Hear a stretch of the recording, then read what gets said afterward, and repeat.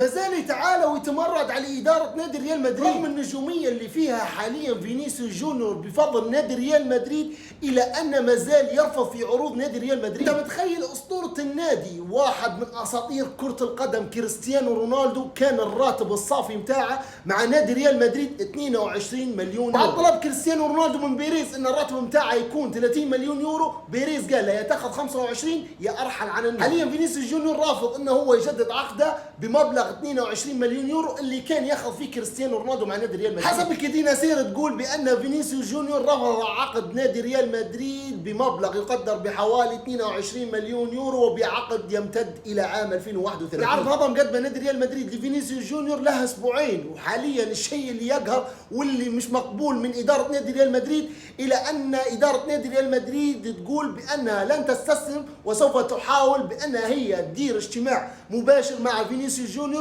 ويقنعوه انه هو في نادي ريال مدريد ويمثل نادي ريال مدريد. يا اخي بعد الشيء اللي صار اقسم بالله ما يستاهل انه هو يلبس قميص نادي ريال مدريد. كذلك كدينا سير تقول بان فينيسيوس جونيور مصر على مطالبه ويبي 30 مليون يورو راتب سنوي، والاجتماع اللي بين فينيسيوس جونيور واداره ريال مدريد هذا هو الاجتماع الحاسم والاخير. المتابع عزيزي المشاهد وبالاخص محبين نادي ريال مدريد، هل انت راضي بالشيء اللي قاعد يدير فيه فينيسيوس جونيور مع اداره نادي ريال مدريد ومع شعار نادي ريال مدريد او لا؟ بالنسبه لي انا اقسم بالله العظيم نتمنى خروج فينيسيوس جونيور من نادي ريال مدريد اليوم قبل بكره.